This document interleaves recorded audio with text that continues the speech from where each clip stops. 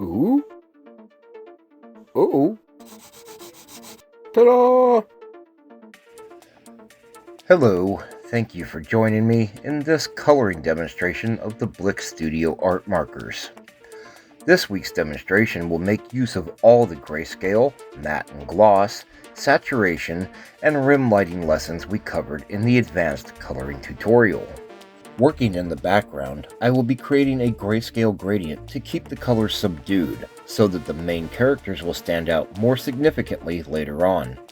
I have chosen the set of basic grays 1 through 6 for this. This scene will be lit from the right side, where a fireplace sits just out of sight, and the figures in the room will receive a little bit of blue rim lighting on the left side from the window in the tavern doorway.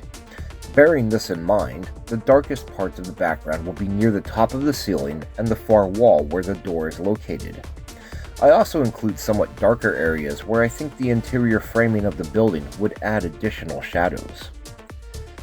As I get nearer to the lighter right side of the page, I start using a bit of a scribbly stroke because I want to simulate a similar texture on the interior walls as the one I used on the exterior walls of our last coloring demonstration. With the grayscale laid in, I begin adding color to the interior walls of the tavern using buttercream, yellow ochre, and burnt orange. I apply the buttercream to the entire wall area in 3 layers, getting as much of the pale color into the paper as I can. Switching to the yellow ochre, I color in the medium to dark section of the right wall, blend with buttercream, enrich it with the yellow ochre, and add color to the left wall. At this point, I bring in the burnt orange for the darkest areas and continue blending the colors. I now turn my attention to the wood in the scene. Starting with the structural beams of the background, I add grayscale to keep the color saturation down. I color the beams with camel, spice, and antique before moving on to the furniture in the scene, which is different wood than the walls. Starting with the wooden chairs at back right, I color the furniture in with caramel, sienna, and dark brown. I am adding wood texture as I go, and in case you're waiting for it, texture coloring is covered in next week's tutorial. Any of the wood furniture that I want to be less bright is getting toned down with the basic grays, and the table base in the bottom right corner is very dark, while the bar top is the lightest wood in the room. Rather than call out every color as we go through the characters, I will share a palette card at the beginning of their section. I have endeavored to stick with and expand upon the color choices I made in the flat coloring demonstration video, though there have been a few small changes. First up, we're coloring the wizard. Standing at the back of the room near the doorway, he won't be getting a lot of detail work on this page, so his colors get laid in pretty quickly. If the wizard is of interest to you, though, rest assured that he gets his fair share of the spotlight later on in the book. Standing on the other side of the door at the back of the room, the paladin is once again taking up the rear spot in the party, but she will absolutely move to the forefront when it is time for action. While attempting to add lip color in this small area, I made a bit of an ugly mess. Nothing is ever truly ruined, though, so I will show you how to fix that and many other issues near the end of the series. The ranger's face and fingers got a bit contaminated by bleed while coloring the background, and I went over the line into one of the chairs and the character's hat, but that can be cleaned up with the colorless blender. I have had the most success by placing the brush tip of the colorless blender into the area I want to clear out and letting the ink soak into the page, pushing the color contamination back beyond the outlines. Scrubbing runs the risk of adding more colored ink into the area. The ranger had a slight color change on this page, as I believe I used putty in her shirt previously, but this time I made all of her cloth areas use the orangish color set. If you are coloring along and like the putty color better, you should be able to find good options within the assortment of Blick colors for a lighter and darker color that will work nicely. Coloring in the 3 background characters, I picked color sets from the main characters, but did not write down which ones I used. The character at left looks like it received greens and possibly browns from the Rangers set, while the hat and boots were toned in with the basic grays I have been using for grayscale work. The middle character appears to be a female guard or soldier, and I think I used lilac from the Paladin, along with some canary yellow and red on her shiny armor to reflect the firelight from the fireplace that is just out of the scene. The glove on the third background character appears to have been colored in with tan and antique. Now that we are moving into the foreground, characters are more detailed and we can put a bit more effort into coloring them fully. The fighter comes up first, and I start with his skin tones.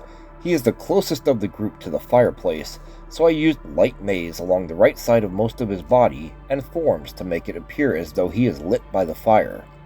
Since there was some color bleeding happening in the background, I decided to color the fighter's trim before doing the armor this time, in the hope that it would keep unwanted color from flooding into the narrow lines.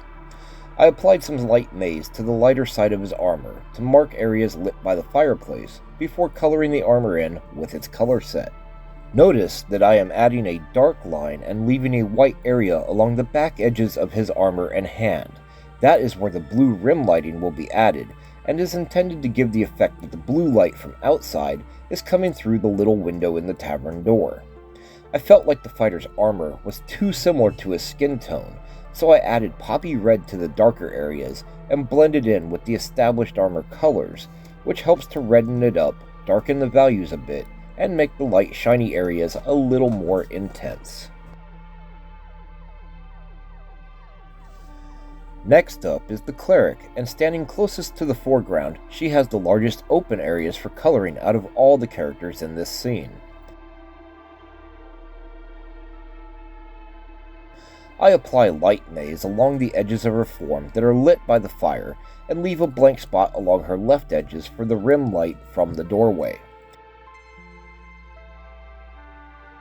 I decided to make most of her outfit shiny or glossy, so the highlights are sharp and bright while the shadow edges get very dark.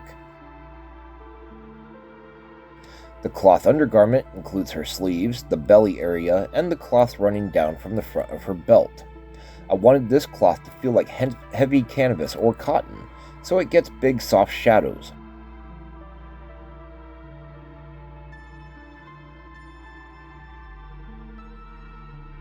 So I went a bit overboard with the gray on the draping front and could not blend it out as much as I wanted.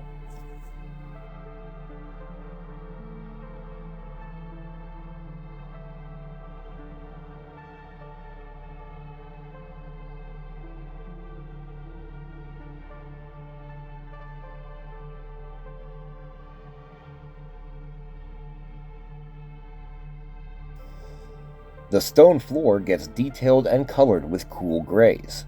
I start by sketching out a broken slab pattern with the lightest gray, and then darken in the lines I like with the darkest gray. Going back to the lightest gray, I add a base color to the floor except for in the right section between the fighter's knee and the wall. This area will be getting lit by the fireplace. The areas of the floor furthest from this point will be the darkest.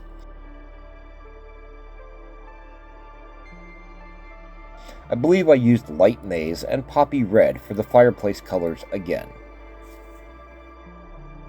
The image is almost complete, and I now bounce around coloring in the little details such as the cups and splashing beer. The bottle on the bar top gets a nice grayscale coloring before adding deep greens and light maize for firelight along the right side, and I added a slight dark shadow from the wet beer on the bar top before coloring it in with golden colors. The barman's rag is a dark gray, and his skin tones are on the light and warm side. That concludes this demonstration of the advanced coloring technique using the Blick Studio Art Markers. If you found this video helpful, let me know in the comments section. Join me next Saturday for the texture coloring tutorial, where we will learn about creating a variety of textures that will allow us to add our own flair to our coloring work. If you have enjoyed this demonstration, please give the video a thumbs up, share it with your friends, and subscribe to the channel. It really helps a lot. I would like to thank my Patreon patrons whose support helps to keep my art supplies stocked and content like this coming out. Becoming a patron on Patreon at patreon.com/EricPerkinsArtist helps even more. In return, patrons get exclusive benefits such as full-size image downloads, the PDF download of Fantasy Coloring Book Number 1, A Coloring Adventure, and regular updates on all of my current projects. Thanks again, and I hope to see you next week.